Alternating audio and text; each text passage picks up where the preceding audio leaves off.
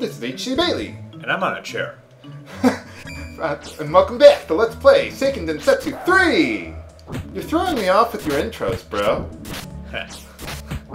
I keep on, it's like, what game am I playing? Oh, right. Anyway, we're heading to the Valley of the Flames today. So let's head on over there.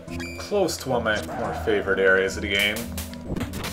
Just because there's a lot of background animation to the place.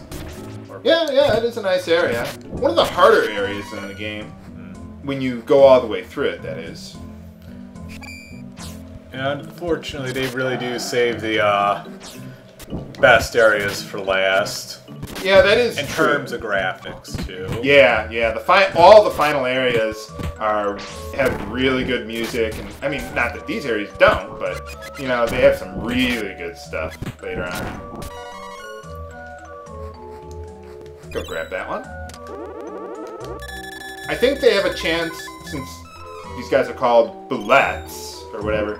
They can drop a bullet scale, which I think raises your defense or something. Nuts, that hurt.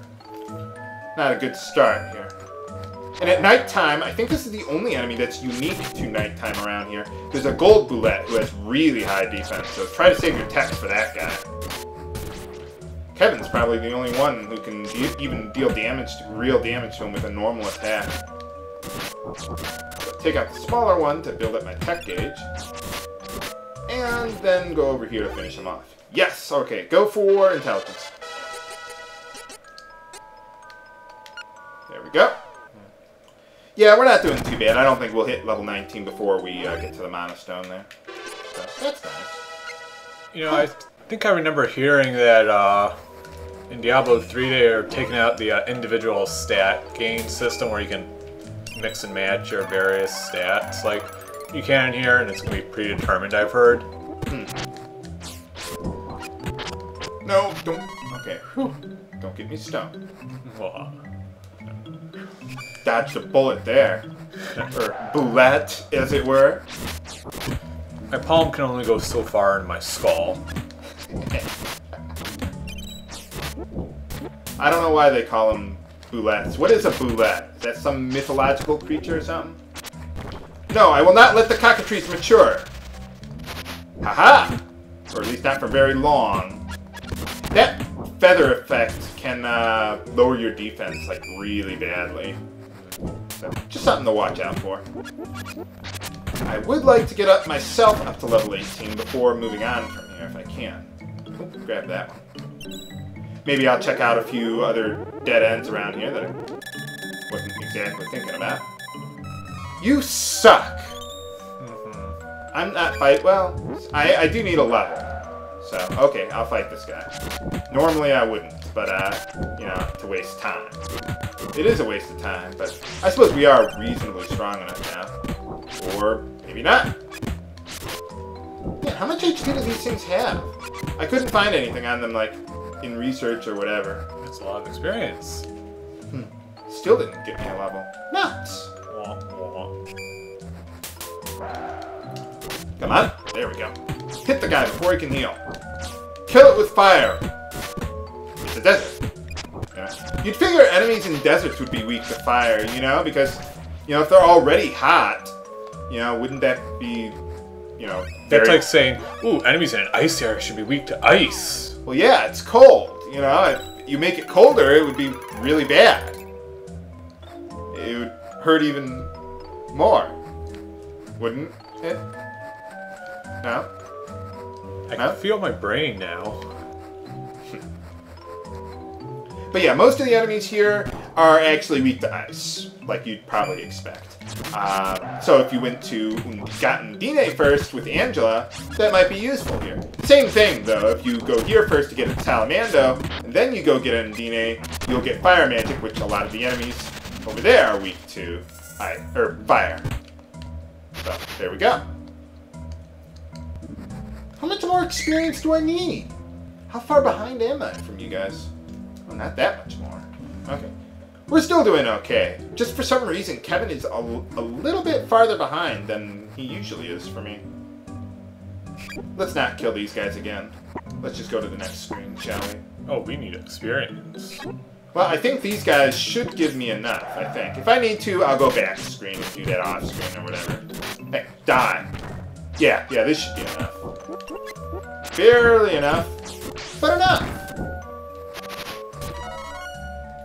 How are we doing there? Good. Get one last point of intelligence. We're good to go. Let's heal up and then we'll be right back. Okay, we're all set and ready to go. Level 18. Barely. I must have lost some experience with Kevin from when I got like petrified or something. Because you don't gain experience when you're stone. Oh. Man, Bijou seems to be really active in the storyline. Someone was saying that on the forums. Like, H.C. Bailey, you know, Hawk is getting so much attention compared to Kevin or even Duran's path, you know? Yes. And that is the way it is, regardless of who you have in your party. You know, at least for like the first half of the game. Yep. So. They really don't say that much about Bill and Ben, even on Hawk's path, do they? I mean, they just say, like, they used to be in the Thieves Guild together, I guess, but that's about it. Alright, boss time! Nuts. And this is pretty much the same boss fight as before, except it's a lot harder. Well, maybe not a lot harder, but hard enough. One of the reasons why I like doing this boss fight first, as opposed to the boss fight for Undine's spirit, is because when you class change, enemy attacks get a multiplier depending on what class you're in. So if you class change, like, and then go fight, or then do this one, their techs and their spells will deal a lot more damage to you, actually. This is normally compensated by increasing stats and better armor and stuff like that. But since you'd probably be fighting these guys like right after class changing, they deal more damage to you than before class changing. Actually, I don't think I want to use that. I want to use chocolate. I give you chocolate. Chocolate. Wow, this is going enormously easier than it usually does for me. Usually they're using like water jutsu. Holy cow!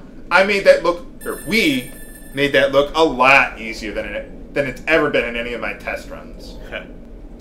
And they die. Again. They are dead this time, for good. How are we doing on experience, just to make sure we're not gonna gain a level here? Yeah, we're good. We're good. We should be able to fight all the enemies on the way. What was I saying, though? Whatever. Lost my train of thought there. I don't think any of the enemies here have anything that I'm really... Ooh, a rare item. Nice. Most of the enemies here don't have anything I really care about. What the? We can't go that way because it's blocked by invisible plot wall! Or a wall of fire. Well, the plot part is invisible. And on fire. Yeah. Yeah, can't go that way either. We don't take damage by doing that, do we? No, Carlie would have taken damage. And you. But yeah, Bill and Ben, that must have been a lot easier because you were controlling Hawk, and we were going after the same one, because if you're not controlling both characters direct with humans, then it's a lot harder because your other characters may not necessarily assist you directly. I mean, they should, but they don't always. Oh, not this room. Make sure you are at 100% before going after these guys. Now, when you see that knight there, you're going to meet up with these guys later in the game. You see how he was charging up for a spear, or not a spear, a saber? Do not rush him while he is charging up for that. Because if you do that, I mean, you'd figure, you know, hey, he's a sitting duck. Hit him while, you know, he's charging up for a spell. But you won't kill him fast enough. And that's one of the enemies where if you just rush them, they'll unleash like a level 3 tech or something on you that's ridiculous. And it could kill you. It's happened to me before. So, yeah, you really got to be careful with that. I think we're still good here. Oh, you know what? Let me just double check the experience one more time. I am really, really paranoid about this. Okay, yeah, we're more than good enough. Just wanted to make sure. Okay. We're almost there. Die. These guys can be a little annoying too, but Yeah, man, having 2 human-controlled characters is so good. Whew. Alright, we made it. Golden Goddess statue. Let's put that to use, although we just fought a boss 5 seconds ago. I don't know why they put this here, but... well, there you go. Alright, Bijou, give her up! Or, give it up. Or both. Nuts. Hey, it's Nikita! 1 dart is just too much. If Hawk isn't in your party, he'll be the one to rescue Jessica. I only did that in like 1 test run though, so. Huh, I guess they got... Bijou was saying that earlier, but apparently the curse is gone, I guess. Kind of anticlimactic, I guess. Yeah, we gotta stop her. From whatever she's trying to do. What if this place is like those underground coal fires that are in a few mines around the United States? What are you doing there? Nuts. So for those who don't know, there's all these different factions of bad guys. It's a little confusing, but there's these different factions of bad guys, and they're trying to release the energy of the Mana Stones to take over the world, I guess, or something. Or just, well, not destroy the world, but each of them has a different motivation. I don't know why I'm making hand gestures like this, even though you can't see me, viewers. I don't know, I just like making hand gestures, so. Oh, they want to get the sword mana, too. That would be bad. What about Salamanda? Hey! What did she do? It's a lot bigger of an oven this time. Wow. Ha ha ha. Nice pun there. I would facepalm except I don't want to have to clean my glasses again. Yeah, those are some of Salamanda's spells that Angela gets there. But alright, we got Salamanda. So now, eventually you'll be able to learn fire spells for him. Or for her. For everyone. But first things first, we're at level 18. Let's class change. Okay, so here's how class changing works. If you've got anything to add, bro, step on in. But anyway, you see my stats there? The way they are, like especially Spirit and Luck. Now here's how class changing is going to work. You got to be at level 18. You walk up to a Mana Stone. And now we can class change. You can do it after level 18 if you want to. It's just not a good idea. But anyway, talk to the Mana Stone. You can choose what class you want to change into. What we call their light and dark job classes. And it'll determine what spells and abilities and stats and so on you can develop into.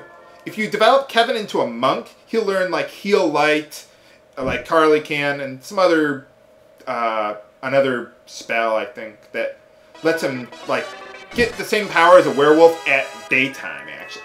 In his night class, he gets more raw strength and power. I think he learns a useless spell or something. Nothing I care about. But the raw power is what I'm really after. So now you see all my stats there, like Spirit and Luck, maxed out to what they were in his base job class, or his grappler job class. So that's why Strength and Vitality did not go up because I already maxed them out. So there we go.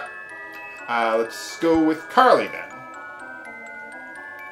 And basically what job classes you want to go for would depend on what your party focus is. In this case, since I have a melee focused party, I want to choose my classes based on that. In this case, I want Carlie to become a priestess because she'll learn sabers, which enhances our physical abilities. I thought that would be something like an enchantress would do. No. Enchantress is actually pretty bad until you get to her next class. I'm just saying, like, enchant, you give weapons, enchant weapons with fire. Yeah. Okay, your turn, Hawk. Okay. Another thing is that the stats you want to choose for stat gains now, the priorities are different. Like for, well, Kevin is still the same. Carlie, somewhat the same. Go for Ninja. Absolutely make Hawk into a Ninja. Probably one of my favorite job classes in the game. He gets all those jutsus that Bill and Ben were using on us. Debuffs, elemental damage. It's amazing. I found my happy thought. But yeah, your color palette changes. But anyway, with Carlie, you probably want to prioritize vitality over strength now, because the enemies are going to start hitting a lot harder in the mid-game. With Hawk, you actually want to prioritize agility or dexterity, because that's how he learns his spells. When you gain a point in agility, you'll probably learn a new spell. So, but yeah, that's his top priority, then strength, then vitality for him. If you don't have Carlie, though, you may want to prioritize vitality over strength, because healing is going to become a much bigger issue in the mid-game. So we're done with everything here, so we'll meet you back at the Sand City Sultan, and then we'll go after the next Monospirit, Undine. Next time on Let's Play Seiken Densetsu 3! I'm HC Bailey. And I'm standing up. Signing off. Have a good day.